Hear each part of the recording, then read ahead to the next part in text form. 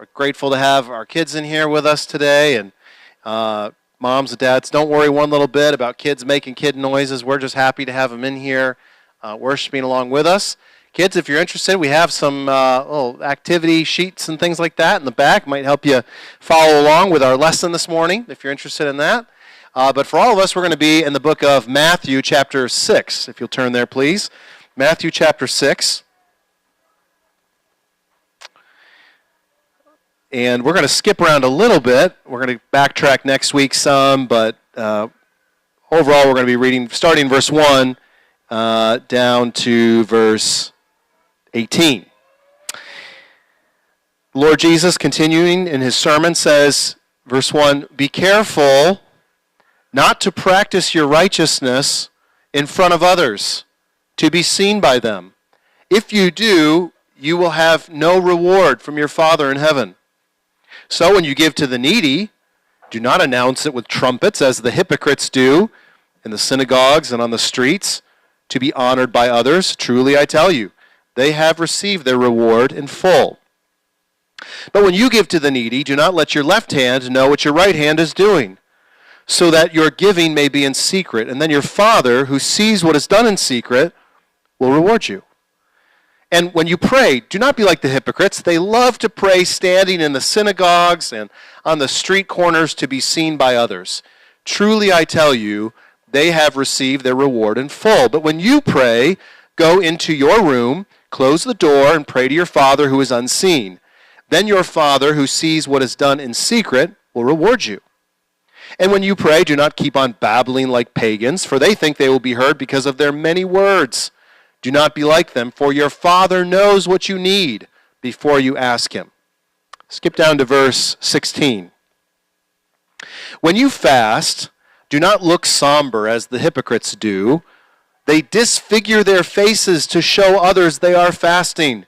Truly I tell you, they have received their reward in full. But when you fast, put oil on your head and wash your face, so that it will not be obvious to others that you are fasting, but only to your Father who is unseen. And your Father, who sees what is done in secret, will reward you." This is the word of the Lord. So the Sermon on the Mount, Jesus is sort of giving his manifesto, and he is saying, this is what life must be like in my kingdom. And that tells us this is what human life is designed to be like. So in the last chapter that we've read, that we spent most of the year on, Matthew chapter 5, what have we seen? Jesus tells all these ways that we might sin against one another. We might sin against one another. God has made us as a social creature. That means you're not made to live out in the wilderness all by yourself, as fun as that might sound sometimes. You are made to live with other people, to have other people in your life. And that means that one of the ways you can fail to be what God has made you to be is in the way that you treat one another. But there's another aspect of our life that's very important. That's what we're going to get into in Matthew chapter 6. We might say this is the actual absolute reason why we were created. We were created not only as social creatures, we were created as religious creatures. I'm going to use the word religion today, even though a lot of people don't like the word religion anymore. Even Christians don't like the word religious, don't like the word religion. And I understand what they're getting at, but kids, what does religion mean? Religion means my life with God, my connection with him. It means, what is my life with God like? And this is so important. Let me tell you, it's such a vital part of human life that there's no genuine, authentic human life that is not a religious life.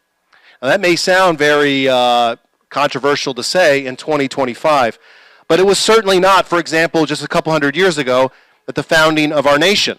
I was reading this week a few quotes from our founding fathers as they were explaining how they saw the importance of religion as they're setting up a new society or setting up a new country. Listen to what Patrick Henry said. "Righteousness alone can exalt America as a nation." See what Jesus says right there in the first verse? He's talking about practicing your righteousness. "Righteousness alone can exalt America as a nation," Patrick Henry said. "The great pillars of all social life are virtue, morality, and religion. This is the armor, my friend, that renders us invincible." He says, good luck having a social life without religion. Oh, if he could see us today. That's literally what we're trying to do, to have a social life that's not religious. And they said, it's never going to work. It's a fool's errand, right? So God has made us for him. So we said we're social creatures because God's made us for one another. We are religious creatures because God has made us for him. And if you live a life without God, then you're not living an authentic human life. There's no real life that doesn't commune with him. And again, most societies have known and valued this aspect. It's actually a modern experiment to try to have a non-religious man. Okay? But Jesus says, so Jesus is talking to the Jewish people. Are they religious? Oh yeah. Super religious. Religion was a very, very big part of their life. Now, there's a certain idea about religion that says, listen, religion's real important. I think everybody ought to have one. Doesn't really matter which one it is or what it's like. Just everybody ought to have their religion. Jesus is looking at the most religious people of his day, and he says, your religion ain't working. So it's not enough just have a religion. Your religion has to work. It has to work, right? You have to really be doing it. So Jesus says, remember we said above, Jesus says it's possible to look very righteous, but in fact you're cheating, you're not really doing it. Remember, he had all those different commands, and he says, you may look like you're not killing anybody, but you have a heart full of raging anger. You're a murderer in God's eyes. You don't look like you're committing adultery. You have a heart seething in lust. God says, in my eye, there's no difference between you and not righteous. Same thing can be said about our religious life. It is possible, friend, to look very religious, to have a reputation for being very religious, and in fact, to not be religious at all. And that's what we're going to talk about today in Matthew chapter 6. Remember what Jesus said to the disciples above. He said, remember, everybody's concerned. God's kingdom is coming. Am I going to be part? God's setting up his kingdom. Am I going to be part? And Jesus said, unless your righteousness exceeds that of the most religious people you know, you will in no way will you be entering into the kingdom. And he says here in verse 1, be careful not to practice your righteousness in front of others to be seen by them. Okay, so Jesus is announcing this payload of kingdom blessings. How does the Sermon on the Mount start? Blessed, blessed, blessed, blessed, blessed. We saw that way back in January, so it's okay if you forgot some of it. He says, he's got this payload of blessings that he's about to unload on mankind. Are you going to get in on that? Are you going to be part of that? Well, you better be a religious person, and your religion had better be the right kind of religion, or you will not be part of those blessings that are coming. This is what Jesus is saying. So will they get in on it? Now, the first thing I want you to notice is how often he speaks of God as our Father and our Father in heaven in these verses. Now, that's appeared actually above in chapter 5 a little bit, but here it's all over the place. Here, Verse 1, it says, your Father in heaven. Verse 3, your Father. Verse 6, your Father, your Father. Verse 7, your Father. Verse 18, your Father, your Father. So Jesus is emphasizing something here. He's like, what's the right kind of religion look like? Sonly religion. A father-son religion. Because remember, religion means, what's your relationship with God like? And Jesus says the only right kind of relationship that you can have with God is a father-son relationship. Father-daughter, ladies. The only right relationship you can have with God is a child to its father. Otherwise, your religion ain't working. I think it's also interesting, Jesus says, your Father in heaven. He doesn't want us to forget he is our heavenly Father. Now, here's what I think that means. Isn't it true that most of the time we've got our eyes down here? What's going on in my life? What's going on here on earth? What's going on tomorrow? What's going on in my house? What's going on at work? What's going on in the news? What's going on in Washington, D.C.? What's going on around the world? We've got our eyes on the earthly plane. And Jesus says, don't you have anything more important to worry about? Don't you have something greater? It's true, we should care about earthly goods. But Jesus, by reminding us that our Father is in heaven, says, religious man, religious woman, our eyes are higher. We have our eyes set on heavenly good and not merely on earthly good. Okay, so our lives must be oriented as God's Son. Jesus says, I have not come so that you could have any lesser kind of life. I've come so that you might be sons of God. Well, you say, I don't really want to be God's son. I would be happy being God's friend. I'd be happy with being God's servant. I'd be happy with being God's neighbor or even his subject, his citizen, his kingdom. But I'm not sure, but that son, that sounds like a pretty intense relationship. Jesus says, I'm sorry, it's the only relationship I've come to bring you into, is a sonly religion, a sonly relationship. Okay. Now let's look, obviously, what's the main problem that Jesus is addressing in Matthew chapter 6? Again and again, he talks about don't try to be seen by others in your religion. There's a visible kind of religion, right? You're here in church today, and you're not wearing camouflage or trying to hide under a pew. We can see you. You're here. So you are, in fact, practicing your righteousness in front of people. You're here, and you're doing religious stuff, and you're in front of other people. So Jesus says that's one thing that happens in religion. There's a kind of religion that is very visible. What we're going to see today is Jesus is saying, if that's the only religion you got, it's not the right kind. If our religion is only visible, if it's only visible for other people to see, if we only do it for other people to see. Now, why is that? Well, I think it's pretty obvious. It fails to make God our highest goal, our highest end, our highest aim. What would my wife think if I did all these romantic gestures, if I was a very sweet husband, very kind and considerate of her whenever other people were around? But I was a completely different person, completely different kind of husband when nobody was around. She would say, you don't actually want me to feel loved or appreciated or whatever. You actually want other people to think that you're a certain kind of husband. And that's why you act like this in front of other people, but you're a completely different person behind closed doors. And God is just as aware, far more aware of our hypocrisy than that. And notice the word hypocrite comes up over and over again. Jesus, all three of these different considerations, Jesus talks about hypocrites. Now, what's a hypocrite? A hypocrite, kids, any guys know what a hypocrite is? A hypocrite is somebody who, what they say and what they do, two different things. They're different. What they say and what they do are two different things. So, in other words, when you're doing something religious, what are you saying? When you got up this morning and went to church, if your neighbor saw you going out the door and said, hey, where you guys going? Oh, we're going to church. Oh, what are you going to church for? Would you say, I got to go to church because they're all going to judge me over there if I don't show up to church this Sunday? You don't believe a bunch of Christians, very judgmental. I got to get over and go to church because people are going to think bad of me. Plus, I want you to think I'm a good person. That's why I'm going to church. But we don't say that, do we? What do we say? I'm going to church to worship the Lord. I'm going to church because I'm a Christian. I'm going there to worship, right? So that's what you say. But if, in fact, the reason we're going is some of those other things, that's hypocrisy. What we're saying and what we're doing. All religion on the surface claims to be for God. Why do you pray? If you're at home, maybe you pray together as a family before you eat a meal. What are you saying? We do this for God, right? But is it possible that there's some other motives that are going on there in our hearts? Now remember, all through the Sermon on the Mount, you get a lot of trouble. Just a little hint for you as you're a student of the Bible, as you're reading. Jesus speaks in very absolute terms in all these commands. We've seen the past few weeks. You get in trouble if you try to make any of Jesus' commands here absolute, right? Jesus says, do not practice your righteousness in front of men. Bad news. You're all breaking that command because you're all here practicing your righteousness in front of people, right? That's clearly not to be taken in an absolute way. Whenever you read these absolute commands of Jesus, what's he doing? He's pressing down into your heart. He's saying, why don't you take a look inside? What's really going on in there, right? So he speaks in very absolute terms so that we freeze and stop and look in our heart. Jesus says, you're in danger. You need to analyze. You need to probe your own heart's motivation. So I want to do that with you for a few minutes this morning. We're going to look and try to push these commands down into our hearts. I'm going to tell you why that's difficult. I'll give two quick reasons why it's difficult. The first one is that, see, in a religious society, people are impressed if you're religious, if you're more religious than them. We don't live in a religious society. Your neighbors are not impressed that you're at church this morning, probably.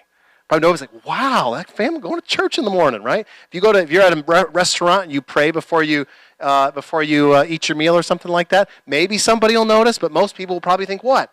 They're probably not going to think better of you. They're probably going to think that you're a weirdo, right? So now when you practice your righteousness in front of men, it's not likely you're going to get credit for that. So I would say it's actually a good exercise probably for American Christians to practice their righteousness to be seen by men. Because that shows you're not ashamed of the cross. You're not ashamed of Jesus. You're not ashamed that you're following him, right? You're not ashamed to be associated with Jesus, right? So if you say, well, Jesus said don't practice our righteousness in front of people, so let's not let anybody know that we're Christians, right? I think you got it by the wrong end, but got it by the wrong end there, right? So that's the first reason it's difficult to apply these. The second reason is because Jesus' eternal words have worked. Hypocrisy is like the biggest insult in a Christian country, in a nation like ours. What's everybody know? Even people that aren't Christians know that it's bad to be a hypocrite, that it's bad to just say that you're being religious, but in fact you've got other motives. Even unbelievers know that, right? And that means we've boiled a lot of that out of our society. That we know that we don't, for example, go crazy like praising people for their religious actions and things like that. We've cooled it with that. Whereas back in the days that Jesus was there, the Jewish society, yeah, they would be very overboard in their praise of each other for how religious they were. So because we've really done a good job, our Christian forefathers, our fathers in the faith, they really did listen to what Jesus said. And that means we don't actually have as big of a problem with this as we might. But I want to show you today, we still got to press it deeper. These words you're not going to get an A+ and graduate from this class. Okay? These words, as old as you get, as long as you follow Jesus, these words have to be pressed deeper and deeper into your heart. Okay? So let me show you a few things. Look at verse number 2. He talks about these three things Jesus talks about in this passage. Kids, you see him? Jesus talks about three different kinds of good things that you might do. The one he says is giving to the needy. The second one he says is doing your prayers. And the third one he says is fasting from food. Now those three things were sort of like the big three for Jewish people. Back then, if you were a Jewish person, those were the three things that you had to do so that other people knew that you were a very religious person. So Jesus talks about all three of those. And so notice, though, that let's look at the first one. Jesus talks about giving to the needy. Verse 2, when you give to the needy, don't announce it with trumpets as the hypocrites do in the synagogues and on the streets to be honored by others. So they're just giving money so that people will see that they're giving money. He says, truly I tell you, they've received their reward in full. Verse 3, but when you give to the needy, do not let your left hand know what your right hand is doing. Now, kids, is that possible? Is it possible for you to do something with your left hand and your left hand doesn't know what your right hand is doing? Not really. This is Jesus telling almost a funny little, giving an example here, right? And what does that mean? Jesus says when you give, it should be on a need-to-know basis. Okay? Your left hand is doing the giving. Your right hand don't need to know nothing about that. Jesus is saying it should be as private as it can be, reasonably. And again, don't absolutize this. Jesus isn't saying if somebody finds out that you gave an offering, it doesn't count. God don't care about that. No, that's not what he's saying. He says, but you should be as private about it as you can. And notice this. It should almost be that you don't know what you have given. That you don't know. My right hand is part of me says, I don't even know what we gave today. I don't know what we gave. And the idea is it does not affect even, so a hypocrite says, I give so that other people will see me as a better person. Jesus says, when you give, you shouldn't even see you as a better person because you gave. It shouldn't even affect your own self-evaluation, right? Your assessment of yourself. Do we feel, let's press these words in. Do we feel that our religious acts make us worthy and really pretty impressive people? I think we all generally tend to do that, right? As soon as I do any religious act at all, I immediately feel superior to everybody who didn't do as many religious acts as I did or the same kind of religious acts. In fact, this is all that many people are after. This is a change that's come in our society, I think. Back in Jesus' day, people really, really did want other people to think highly of them. I think in our society, an equally big problem is that a lot of people say, I don't really care what other people think about me as long as I'm satisfied with myself, right? They want to be impressed with themselves, want to feel that they are good people. Jesus says this sort of religion that is done to make yourself feel good, to convince yourself that you're actually a very impressive person, is of no value in God's eyes. That's the first thing. Notice also, verse 6, Jesus is talking about prayer, okay? So he says the hypocrites, they only want to pray where everybody can see them pray. Again, I don't think we have much of a problem with this in our society today, but look at verse 6. But when you pray, go into your room, close the door, and pray to your Father who is unseen. Then your Father who sees what is done in secret will reward you. I thought it was really interesting to reflect on, why does Jesus point out that God is unseen? That God is unseen. Well, I think the idea here is that God transcends our world, right? You can't get a telescope big enough to find heaven and to find where God is, right? You can't get a high-powered microscope and detect him somewhere, right? There's no scientific tests that you can run to detect the presence of God. God is a spirit, and he simply doesn't take up any room in our universe, right? So if anybody asks you, where is God, just say, that's a dumb question, okay? Kids, if someone says, where's God at? Answer is, that's a dumb question, right? God is, he's everywhere, and he's nowhere. He's nowhere in our universe. He is unseen. In other words, he's above it all. He transcends everything. And an unseen God must be sought in an unseen place. In other words, what we're saying is, as long as you're just fixated on the things that you can see, you're still not pursuing God in the purest way. There's a sense in which the things that I can see and hear and touch, those things are almost obstacles to communing with God. Our religion then can not only be public, it drives us to seek God in a private place. Have you ever noticed, there's nowhere in the Bible that says, as far as I know, that you need to close your eyes when you pray. Kids, you ever wonder that? Why do you have to close your eyes when you pray? Well, it's been a Christian tradition for many, many, many years, even though the Bible doesn't say it anywhere. But it's a real good thing to do. Why do we do it?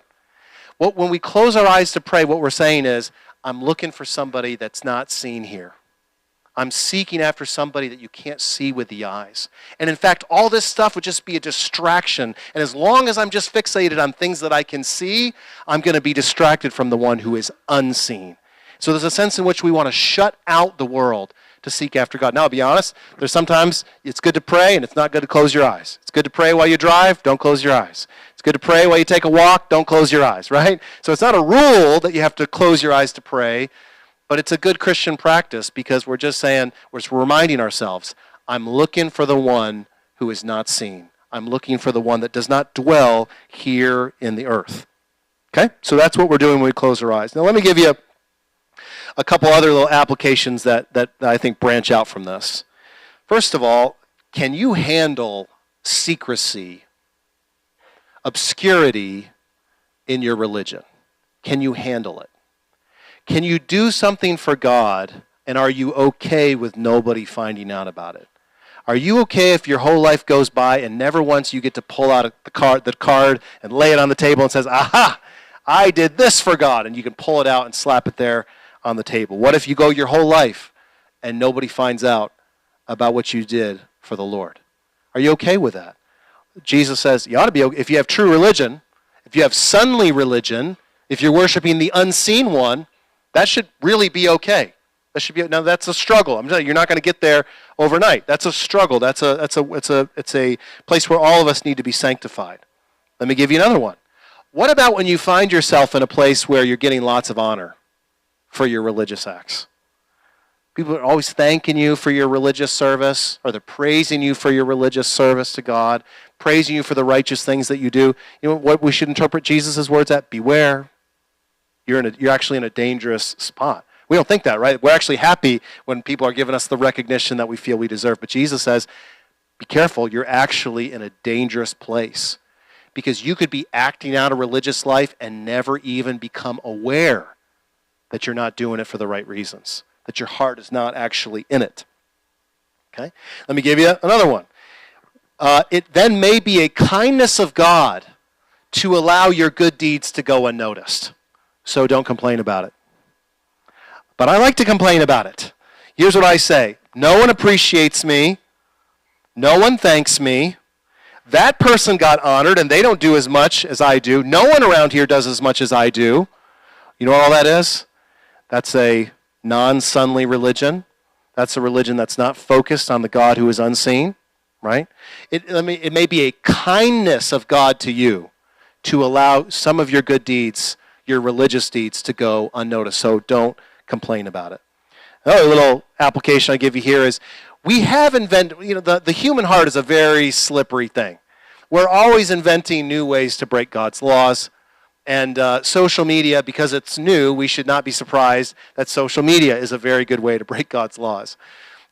We live in a world now where if it doesn't appear on social media, it didn't happen, right? And so if you feel a compulsive need, social media is a very easy way to practice your righteousness to be seen by others, right? I just post and I just want to share. I just want to share this. This was so encouraging. I want to share with everybody else what you're doing is saying, reward me, please. Reward me. I want to be seen by others. I would like to receive the reward that you can give me. Maybe your rewards are likes or hearts or whatever kind of emojis they're giving out these days. But that's your reward. That's what you're craving. And Jesus says then maybe that's just exactly what you'll get. That's exactly what you'll get. And at the end of the day, all you'll have to show for your righteous acts is a bunch of ones and zeros. Okay. So let me show you one other thing here from these verses. Look at verse 7. Jesus talks about prayer, continues talking about prayer here. When you pray, do not keep on babbling like pagans, for they think they will be heard because of their many words. See, here's what pagans think. Pagans think that their gods don't really want to help them. Their gods don't love them, so they don't really want to help them. So the only way you can get a god to do something for you is to cajole them, to force them, to kind of like nudge them or to bug them until they, don't leave them alone until they do for you what you want them to do.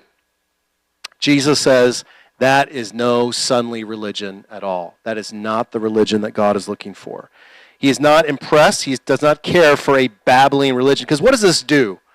Let me show you how this is disrespectful to God. How many of us have, well, if you have, all of our children are like this, right? This is just part of having children. Children, how many times do they ask you for something that you have already told them you don't want to give to them or do for them? Over and over and over and over. And they babble on like pagans. What are they trying to do? To force you by their many words to get you to do something, right? In other words, what is that? That is, first of all, it's disrespectful to you. It's dehumanizing to themselves. Does anybody see a child like that and say, what a mature child that is? No, it's like that's the very definition of acting childishly, right? You're a kid banging on the vending machine trying to get a free Coke to come out, right? Or it's like those people you see in Vegas who sit there in front of the slot machines for hours like zombies, just chucking coins into the slot machine, right? That's how you're treating God, and that's how you're treating yourself, right? You see those people in Vegas that are like this, like you don't even look human anymore, right? And the object that you're interacting with is not human either, right? So you're dehumanizing yourself. It's deeply disrespectful to God. How does God want us to interact with him? Like a person? How do you interact? What's the right way? Grown-ups, kids, you can listen too. You can learn this lesson. How are you supposed to interact with one another as grown-ups? When I have a request or something that I desire, what's the right thing for me to do? I go to them. I unburden my heart. I say what I need or what I want. I tell them everything I have to say. And then when I run out of things to say, I close my mouth. I have other things to do, so I go and I do them, right? So here's the thing. All of life is not prayer. At some point, you need to go get a job, right? You need to go to work, or you need to go do something in the house, or you need to cook a meal, or whatever you got to do, right? At some point, you just need to go do your work, right? So all of life, not all of life is prayer, though there's a sense in which we pray without ceasing. We'll talk about here in a second. So we speak our hearts. We respect the will of God. See, if you babble on, what you're saying is, God, you can't be trusted. I can't trust you to do the right thing here. Can't leave you alone about it. I need you to do what I want you to do. So we have respect for the will of God, and then we go and we get busy. We go and busy ourselves with our work. So here's a good question that maybe you have today. How do you know if you're praying enough? Well, I'll be honest. I don't think probably there's hardly any of us who are could say confidently, nope, I got it completely under control. Totally enough prayer, maybe too much to be honest, like probably not. How do you know? Here's some questions you can ask. Do you have things to say that haven't been said yet? Like, do you have things that ought to be said to God that you haven't said yet? If so, you're not praying enough. Are there blessings that you still haven't thanked him for? Then pray. Are there needs that you haven't yet asked him to meet? Then pray. Are there questions that are bothering you that you haven't asked him? Then pray. Are there sins that you haven't confessed? Then pray. And friend, his mercies are new every morning. So there's always something to pray about. Our needs are new every morning, so there's always something to pray about. And our sins are new every morning, and so there's always something to pray about, right? But that's a little bit different of a thing than just babbling on and on and on and thinking that if you put in the time, if you chuck enough quarters into the slot machine, that sooner or later God is bound to do what you want him to do. So that is no sonly religion. Next week we're going to look, we skipped today over Jesus' model prayer, the Lord's Prayer. And next week, we're going to come back and look at that a little bit more as Jesus says more about prayer. We'll press in a little bit deeper there.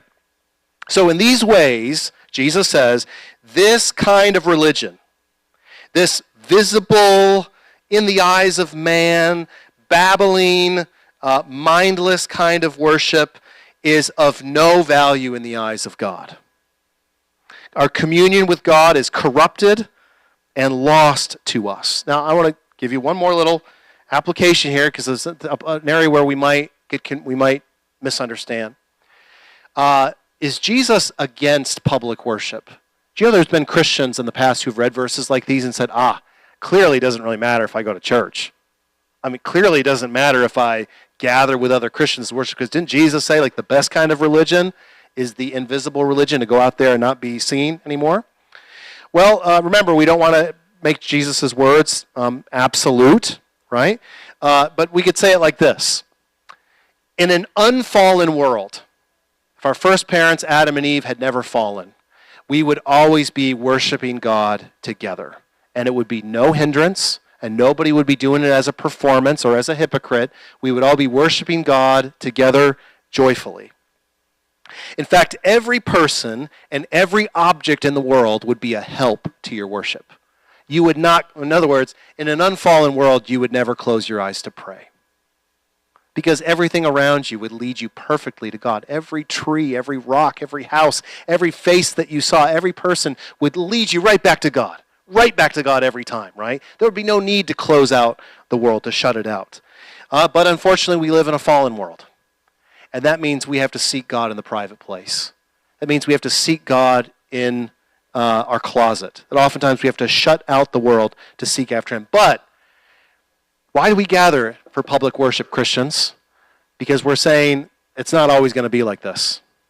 Every time we gather as Christians, it's an act of faith that says it's not always going to be like this. One day, the world will be restored to what it should be. And we're just practicing. Now, friend, honestly, you come to church and it's a danger zone. You can come here to show off. You can come here to be a hypocrite. You can come here to practice your righteousness to be seen by other people. But Christians, we're not going to quit. We're not going to give up on public worship, because we say Jesus is claiming this world again. He's going to restore his perfect worship, and so we will continue to gather. So that's why in the kingdom we have both. In God's kingdom we have both practices. We have private piety, private religion. We have family religion, and we have public religion. And we won't give up on any of them, because we say Jesus is going to fix all of it. So it's not perfect wherever we go. Our worship is sadly never perfect, but we won't give up on any of it. Okay? So Christians over the generations, praise God, have reined this in, but there's a constant danger of externalizing our religion and making it a matter of outward things. I don't think there's any one of us that's immune from this. I want you to listen to me very carefully. I don't think any of us are immune from this. Making our religion a matter of externals, about things that people see and things that we can see. One of the reasons we like external religion is it makes it easier for me to judge other people. If religion is mainly a matter of the heart, I really have very little to go on when I'm judging my brother. But if I make it all about the external stuff, then it's real easy for me to score everybody and tell everybody how they're doing, right? And find how I rank up, how I measure up against everybody else. Let me give you some areas where we're still, I think there's a danger, there's at least a lurking danger of externalizing our religion. Our excellence and style of our musical worship. That's not going away. Doesn't matter what style of worship, doesn't matter how you do it, just by the nature of we're gonna sing together in public worship, that's always going to be a tendency to make our worship about something external. About our consistency of our service, the quantity of our service or the quality of service. I think we still do honor people a little bit for the service they do in church. And that's because we, at least in our hearts, like, I know I don't want to do that, but I really appreciate that person doing it every week, right? So we still have a little bit of honor. You can still get yourself some honor by serving consistently, faithfully, and with a high quality of service. Whereas a tendency to magnify ourselves or to magnify others based on the power of our gifting, or by the use of proper language. It's another external thing we like. We like it when people talk the talk. We all got certain religious words that we like that remind us of the church that we grew up in or whatever, our favorite author or whatever, and we like to hear people talk a certain kind of way, right? And you can give each other credit for that. But Jesus points us away from all of these things. He points us away from all of them. He points us back to the unseen. He points us back to our sonly relationship. And here's what the amazing thing is, Jesus talks about two kinds of rewards. He says, if you're seeking a reward from other people, you just might get it. Good for you. But that's a pretty sorry thing to settle for. He says, because there's a much greater reward that you could be chasing after. And that is the approval of your Father in heaven. That is the real reward that you could be chasing after. And here's the wonderful thing. You remember what the Beatitude said? Blessed are those who hunger and thirst after righteousness, for they will be filled. If righteousness is what you want, you're going to get it. Later on in the sermon, Jesus says, seek and you will find. You're going to get what you really want. If in your heart this morning what you really want is to be a son of God who worships him in spirit and in truth, good news. That's what you're going to get. That's exactly what you're going to get. You say, I don't want to just be a righteousness that other people see. I want to truly know my God and walk with him. I want to be pleasing in his sight. I want to be approved by him. I want to receive his mercy and his righteousness. If that's what you're after, that's what you're going to get.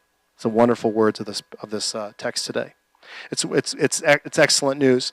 Now notice, if the last thing I want you to see about this passage is Jesus calls us to a sonly life. That's the first thing. What were you made for? Kids, I hope you remember this morning. What were you made for? A sonly life. You were made to be children of God. That's what you're made for. You're made to be children of God. But what does Matthew 6 tell us? You're not good at being a child of God. You are, in fact, very bad at it. You are in no condition to be a child of God. You're not in any shape to be. You don't look like a child of God. You don't act like a child of God. That's just not what we look like on the outside. So Jesus says, you're made to be a child of God. You don't act like it. So here's the question. How are we going to get fixed? How are we going to get fixed? Well, the story goes that the true Son of God, the ultimate Son of God, was going to come to make us sons and daughters of God. Jesus Christ, the Son of God, why did he come? Why did he come? So that we might become children of God. And in his sermon, he said, listen, we're not settling for anything less. I've come to make you sons of God, and that's exactly what you're going to be. See, a son is supposed to be a portrait or a picture of their father. Let me tell you this little story. Once upon a time, kids, here's a little story for you. Once upon a time, there was a genius artist who painted a perfect self-portrait. What's a self-portrait? That's where you paint a picture of yourself, right? The genius artist, he painted a perfect self-portrait, looked exactly like himself. And that was the days before cameras and photos. That was the only way that people knew what the artist looked like. But the artist had an enemy.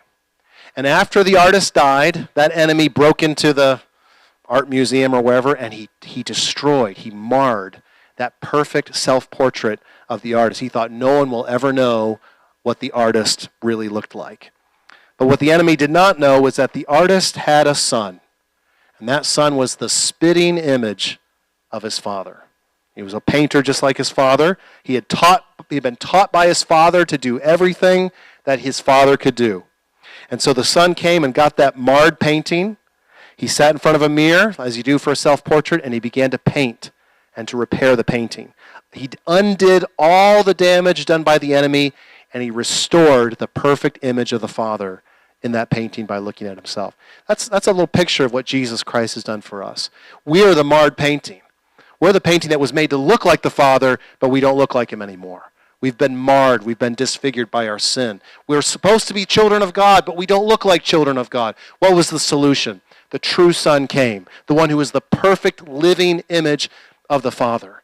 And with his skill, with his power, he paints us. He restores us. And he makes us look like the Father again. He teaches us to do that. Now, that little story doesn't tell how Jesus was going to do that. How did Jesus do that for us? Well, the answer is a pretty frightening thing. How did Jesus restore the marred ones, the disfigured sons? By being marred and disfigured himself. At Easter time, we often read Isaiah 52, 53, old prophecy saying what Jesus was going to do on the cross, what he was going to do when he came. And there's a little verse there in Isaiah 52 where the prophet foresees what's going to happen to Jesus, and he says, his face is so disfigured. It's like he's not even a human anymore. That's what he says. He's so disfigured, he doesn't even look like a human likeness anymore. So we're not, what this passage tells us, we're not even human. We're living below what humans were made to be. In order to restore us, Jesus was marred himself beyond any human likeness. So come today, come to Jesus, receive his grace, and what does he do? He'll restore you. Even through this sermon, what's he doing? He's teaching you. He's teaching you how to be a son. Christian, today I hope you read this passage and you find some way like, yeah, I'm not living like a son in this area. And I hope that today you'll receive this lesson from the master painter, from the true Son, and that his image in you will be that much more restored. Let's pray.